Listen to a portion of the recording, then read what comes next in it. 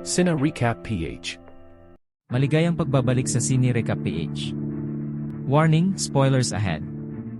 Ating tutunghayan ngayon ang kwento ng prinsesang ikinulong sa tore ng palasyo ng lalaking gusto siyang pakasalan ng sapilitan, para pamunuan ang kaharian nila na naaayon sa kagustuhan ng lalaki. Ano kaya ang mangyayari sa prinsesa? Ang pelikulang ito ay ang 2022 American action thriller film na pinamagatang The Princess.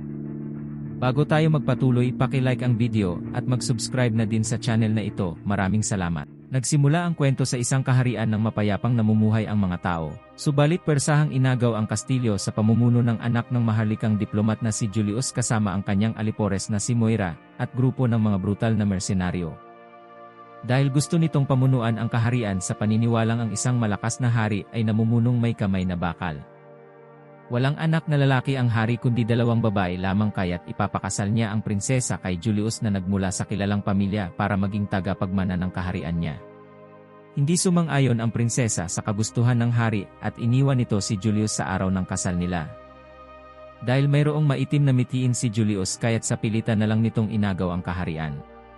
Ipinakulong niya ang prinsesa sa pinakamataas na tore ng palasyo, upang hindi ito makatakas, at inihahanda sa pagpapakasal sa kanya.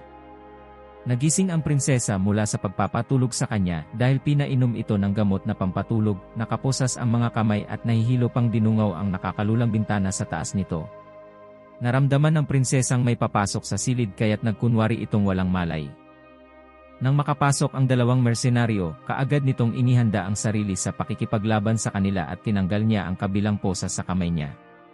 Minamaliit naman ito ng mga mersenaryo dahil isa itong prinsesa at ang alam nilang prinsesa ay mahinin lamang. Wala silang kaalam-alam na ang prinsesang nasa harapan nila ay bihasa sa pakikipaglaban dahil patago itong nagsasanay makipaglaban sa paggabay ni Lin, pamangkin ni Kai, isa sa tagapagpayo ng hari. Walang alam ang hari sa pagsasanay ng prinsesa sa pakikipaglaban dahil hindi ito papayagan. Ang reyna lang ang nakakalam nito sa kagustuhan ng anak at inilihim nila ito sa lahat. Pinatay ng prinsesa sa saksak ang isang mersenaryo at inihulog naman niya ang isa sa tore. Inayos niya din ang silid na parang walang nangyari para walang maghinalang nakatakas siya at saka siya umalis ng silid. Lumipat ang prinsesa sa ibang silid na nakikita ang nangyayari sa ibaba para alamin ang sitwasyon. Nakita niya mula dito na bihag ni Julius ang pamilya niya. Isinisisi nito sa sarili ang nangyaring pagsalakay sa kanila sa pagtanggi nito sa kasal niya kay Julius. Habang naroon ito sa silid, isang higanteng mukhang kalabaw na mersenaryo ang pumasok sa loob para dito umihi. Nagtago naman ang prinsesa sa ilalim ng tubig na muntikan na nitong ikinalunod sa tagal umihi ng higante. Nang makaalis na ang mersenaryo, kaagad naman naghahanap ng pwedeng madaanan ang prinsesa, dahil maraming nakakalat na tauhan sa paligid ng palasyo. Nakita siya ng higanteng mukhang kalabaw at napalaban siya dito, kaagad niya rin itong napabagsak at umalis dahil paparating na ang ibang kasamahan nito. Sa ibaba na diskubre ng mga tauhan ni Julius ang bangkay ng pinagbantay nila sa prinsesa sa tore. Sinabi ni Moira na may pasa ang katawan at hindi ito simpleng pagkahulog lamang, kaya't inutusan ni Julius si Kur, pinuno ng tauhan niya, para alamin ang kalagayan sa tore na baka meron pa silang hindi nahuhuli. Inutusan naman ni Kur ang tauhan niyang mukhang napabayaan sa kusina para umakyat. Sa itaas nagpapahinga ang prinsesa sa isang silid dahil pagod na ito. Pinunit niya rin ang manggas ng kasuotan niya upang makakilos ito ng maayos. May pumasok na dalawang mersenaryo sa loob ng silid na pinaghingahan niya. Kanya itong hinuli para alamin sa mga ito kung ano ang ginawa ni Julius sa pamilya niya. Subalit ayaw magsalita at nagmamatigas ang mersenaryo, kaya't pinatay na lang ito ng prinsesa. Kabawasan din ito sa mga kakaharapin niya. Pagkatapos bumaba ang prinsesa. Nakasalubong niya ang maraming mersenaryong paakyat, kaya't nagtago ito sa ilalim ng bintana ng tore. Nakaupo naman sa pinagtataguan niya yung inutusan ni Kur para magpahinga, kaya't napabalik ito sa pagtatago. Nang makaalis na ang lahat ng mersenaryo, dumaan ito sa lihim na lagusan kung saan nakakonekta ito sa iba't ibang silid ng palasyo. Nagpunta ang prinsesa sa silid niya para kunin ang nakatagong espadang iniregalo sa kanya ni Kai. Ibinigay ni Kai sa kanya ang espada dahil nakitaan siya nito ng pusong mandirigma noong matalo niya si Kai sa pagsasanay nila. Bumalik ang prinsesa sa sikretong lagusan, nakita niya sa maliit na butas na nag-uusap si Julius at Moira sa isang silid. Napag-alaman niyang gusto ni Julius magpakasal para maging makatotohanan ang pagiging hari niya at hindi sa pang-agaw ng trono. Pinagtangkaan ng prinsesang patayin si Julius mula sa kabilang pader subalit pumasok ang tauhan nito kaya hindi natuloy ang binalak niya. Sa itaas ng tore nakarating na ang inutusan ni Kur sa pinagkulungan ng prinsesa. Dahil nakasara ang pinto sumilip ito sa maliit na butas, nakita niyang mukhang maayos lang ang lahat at natutulog lang ang prinsesa, kaya't bumaba na din ito kaagad.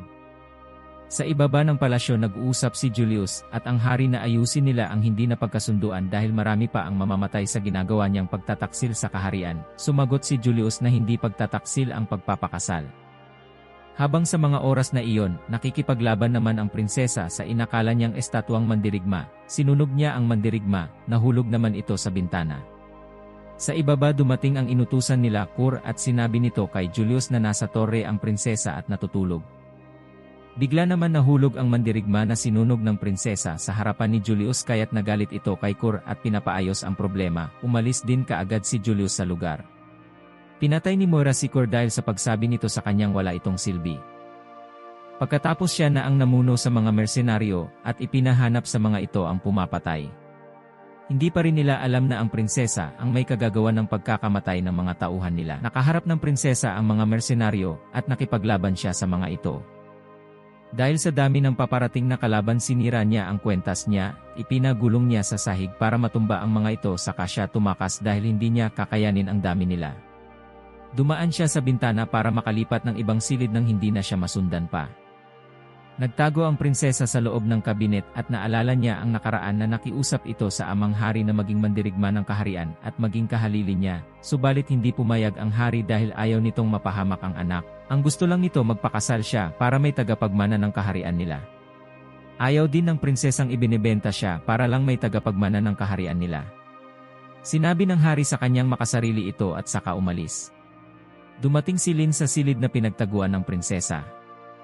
Nagkita ang dalawa. Ginamot nito ang sugat ng prinsesa, sinabi ng prinsesa na ililigtas niya ang pamilya niya, sumagot si Lin na ililigtas nila. Kaagad umalis ang dalawa, dumaan sila sa kusina kung saan may mga mersenaryong nagtangkang pagpansamantalahan ang isa sa taga-silbi. Iniligtas nila ito sa mga walang pusong mersenaryo, dumating si Moira sa lugar, pinatakas ni Lin ang prinsesa at hinarap nito si Moira mag-isa, nahuli siya nito. Nagpunta ang prinsesa sa pinakailalim ng palasyo kung saan nakakulong ang mga magulang niya. Nagsusugal habang nag-inuman ang mga bantay ng selda, ininom ng prinsesa ang alak na iniinom ng mga ito, pinapanood naman siya ng mga ito at magulang niya sa selda. Pinatulog niya lahat ng bantay ng walang kahirap-hirap. Namangha ang ama niyang hari sa pinakita nitong husay sa pakikipaglaban. Kaagad pinakawalan ng prinsesa ang pamilya niya at nagmamadali ng tumakas, nahuli naman sila ng mga tauhan ni Julius. Kinalaunan nagising ang prinsesa na bihag na sila ng grupo ni Julius. Ipinahayag niya kay Julius ang galit niya sa ginawa nito sa kaharian. Naisip ni Julius na ang bunsong kapatid na lang nito na si Violet ang papakasalan niya kaya't ipinag-utos nitong patayin na lang ang prinsesa.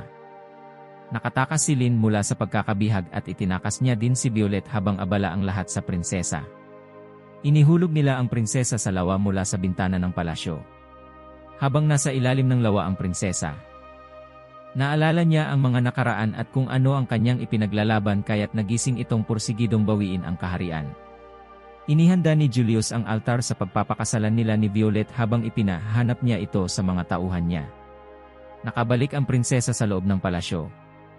Nakita naman siya ng isang mersenaryo, biglang natumba ang estatuang pandigma sa mersenaryo at kaagad itong nawalan ng malay. Lumabas si Violet at Lin mula sa likuran ng statwa at masaya silang nagkita ulit. Pagkatapos dinala sila ng prinsesa sa sikretong silid nito na kung saan maraming kagamitan ng pakikipaglaban ang nakatago. Sinusuyod naman ng mga tauhan ni Julius ang palasyo para mahanap si Violet dahil nag-aantay na si Julius sa pagpapakasalan nila. Naghanda ang prinsesa at Lin para iligtas ang kaharian dahil dalawa lang sila at maraming mersenaryong naghihintay sa kanilang paglabas. Iniwan na din nila si Violet sa sikretong silid. Kaagad sumugod ang prinsesa at Lin patungo sa kay Julius, habang maraming mersenaryo naman ang kanilang nakakaharap. Nagulat si Julius at Moira dahil buhay pa din ang prinsesa matapos nila itong ihulog sa lawa. Kaagad inutusan ni Moira ang mga tauhan na patayin sila. Patagong nakapasok si Violet sa altar at tinulungan niyang makawala si Kai mula sa pagkakatali. Nahuli ito ni Julius at nagmamadaling inutusan ang pari na ikasal sila. Nakapasok si Lin sa loob kaya't natigil ang seremonyas ng kasal ni Julius. Tinulungan ni Kai si Lin sa pakikipaglaban sa mga mersenaryo, at sinubukan din ng haring makipaglaban kay Julius hanggang sa nasaktan lang ito at nahulog niya ang korona niya. Nakita ni Lin ang hari at hinarap nito si Julius na balak pulutin ang korona ng hari.